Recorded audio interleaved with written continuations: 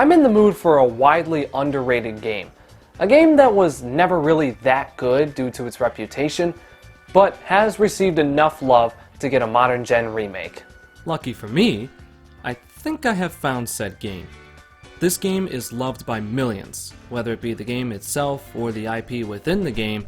This is a classic. The game in question is SpongeBob SquarePants Battle for Bikini Bottom. A game that I don't necessarily like. Now before we dive into this surprisingly well-received collectathon platformer, I'd like to take a quick trip down memory lane. Do you remember when I reviewed Super Sponge back in 2017? Well, I gave this game way more praise than it deserves. So, I want to briefly go back and right those wrongs from all that time ago. SpongeBob Super Sponge sees the player helping SpongeBob complete tasks for Mermaid Man and Barnacle Boy in order to get a signed photo of them for Patrick's birthday. The game was a side-scrolling platformer with pretty decent controls. The music and levels, however, were pretty meh, and most of the levels just blended with one another. The story was kind of lackluster, and fan-favorite characters were kind of shoehorned in. This game is, at the very best, average, and that's all I can really say about it. Nowadays, I wouldn't recommend it. SpongeBob SquarePants Super Sponge gets 4 out of 10. Yeah, sorry about that, but that was something that I wanted to fix for a long time. So, let's get into the real star of today's show. Cue the montage.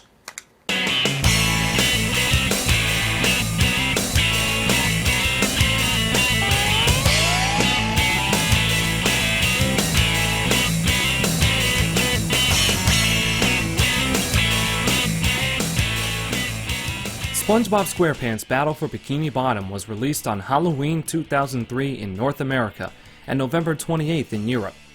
The console version was released for the PlayStation 2, Microsoft Xbox, and Nintendo GameCube. The game is a collectathon platformer and is therefore considered a Mario 64 clone. However, like the aforementioned Super Sponge, this game does provide some originality to the table, which is what allowed this game to stand out and be a fan favorite nearly 2 decades later. Now, I didn't grow up with this game. As a kid, I had Super Sponge and the movie game. So, I'm going into this with absolutely no nostalgia blinding me from this game's many flaws, because it's pretty damn flawed. The story sees Plankton creating the Duplicatotron 3000, a machine that makes robots that will allow Plankton to steal the Krabby Patty formula.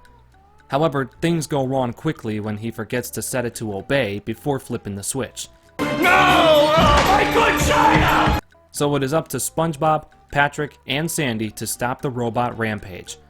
Starting the game, we get our first level, Jellyfish Fields. And good God is it huge! Like, damn, I was not expecting this. Let's use this time to talk about the graphics. In terms of capturing the colorful charm of the show, developers Heavy Iron Studios did a great job in that aspect. The vibrant Jellyfish Fields, the dystopian rock bottom, and the fever dream vibes you get in, well, SpongeBob's dream. The models, however, leave a lot to be desired. See, when it comes to video game developers trying to adapt the personality of cartoons into 3D video game environments, the results are often problematic. Look at the Fairly Odd Parents Break Into Rules, for example. The models end up looking like crap as a result of said transition. I mean, just look at the models in the Billy and Mandy game. Most of them, if not all of them, look hideous. So, this was an issue from the start. The models in this game have to be some of the most bizarre models I've seen, in my opinion. Look at Squidward. Also, where are the wacky facial expressions we see in the show?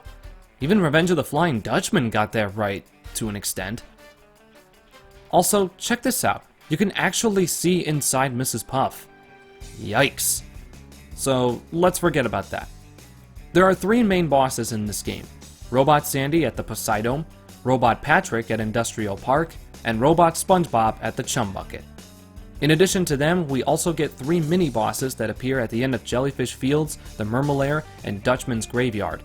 Oh, by the way, we're just now getting a quarter of a way through Jellyfish Fields. Jesus, this level is long. In fact, you can say the same for every level. Because each level has 8 golden spatulas, they can drone on for about 15 or so minutes. Hell, even the bosses take a while. Let's go back to the mini-bosses.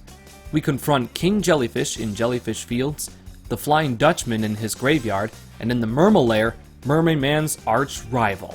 Who is it? Man Ray? The atomic flounder? The dirty bubble?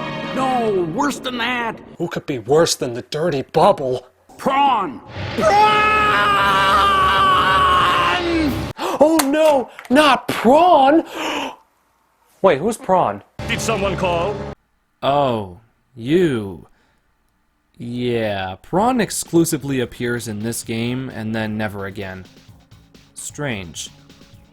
BFBB is an open-world 3D platformer in which you collect golden spatulas to progress. You can also collect Patrick's socks. There are 80 in total, and for every 10 socks, Patrick will give you a spatula. The game's main currency is shiny objects, which can be collected everywhere. You can exchange shiny objects for golden spatulas from Mr. Krabs, who is not voiced by Clancy Brown. Are you fucking kidding me? He and Mermaid Man are being voiced by Joe White, who didn't even try. The soundtrack for this game is actually really good. It was co-composed by Jimmy Levine, Robert Crew, and Alex Wilkinson. They made the soundtrack so atmospheric for every level. I especially like the epic music that kicks in whenever you go down a slide. The game has SpongeBob, Patrick, and Sandy acting as the 3 main playable characters. While each controls somewhat the same, they do have their own abilities. SpongeBob can use bubble power-ups, Sandy can use her lasso, and Patrick can pick up and throw objects and stunned enemies. Oh, and don't worry about getting all 100 spatulas, because if you think you'll get a true ending that wraps up the story, I'm afraid you'll be disappointed. All you get is another cutscene where the characters act out the show's main theme. That's it. One thing that definitely helped this game return to relevancy is the speedrunning community.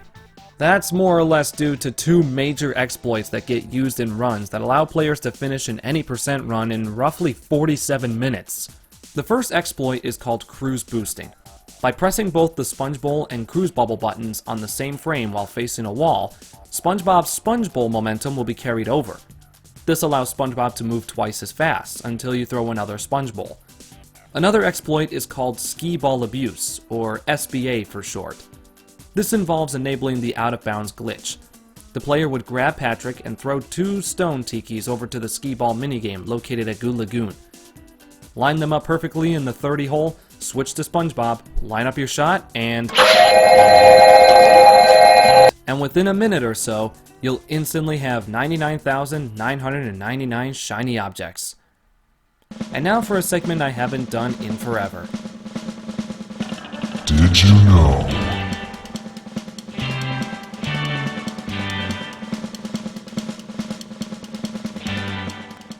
Did you know? Patrick's dream was actually going to be a legit level, but during development, any and all ideas were cut. And that's really it for Battle for Bikini Bottom. I mean, were you expecting a longer video? I want everyone to understand this. Like I said earlier, I don't necessarily like this game. However, just because I don't like the game, that doesn't mean it's bad. I feel like Heavy Iron would have definitely smoothened the edges had they been given more time to develop it. Usually I score games based on my personal feelings, but I also try to factor in other opinions. So for this game, I'm going to put my bias aside, because you'd be even more pissed if you saw my personal score for this game. I don't believe this game is worthy of a 10 by any means, even though many people say it should be. I think 9, 8, hell, even 7 would be a stretch. But I think this score will make everyone happy, as it still tells people that it's worth playing. SpongeBob SquarePants Battle for Bikini Bottom gets...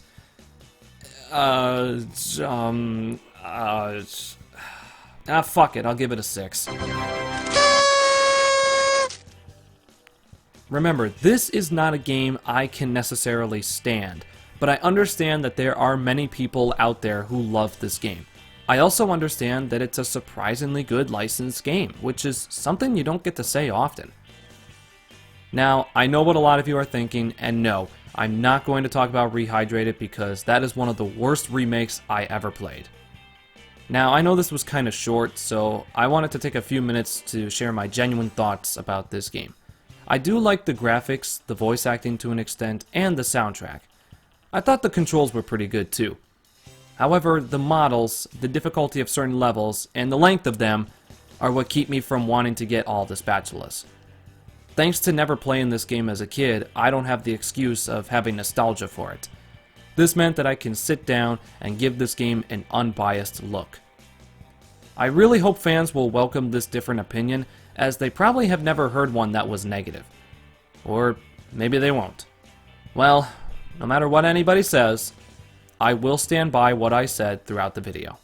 So, now that I've covered Battle for Bikini Bottom, I'm afraid I'm out of ideas. I have no idea what game I'm going to review next episode. Man, this sucks. Is this what they call writer's block? God.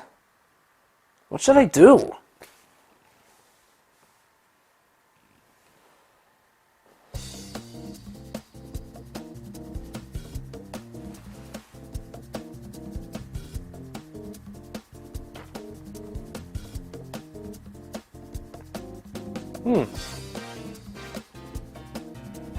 I have been teasing it a couple times.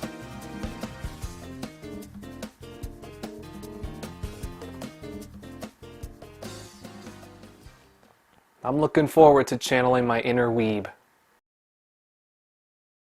Hey, postscript writing John here. Just letting you know that I was actually using the recently discovered stereo mixes of the original soundtrack for this game.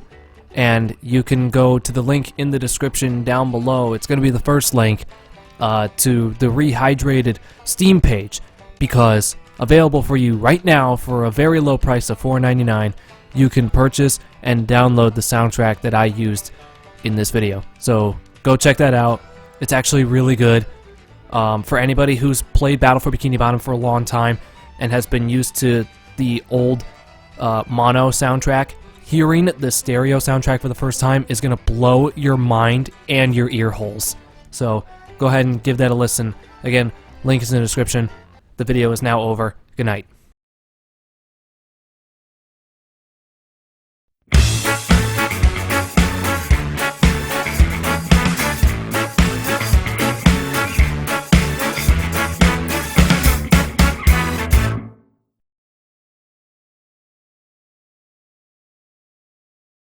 I command you to pretend to like this game! I don't want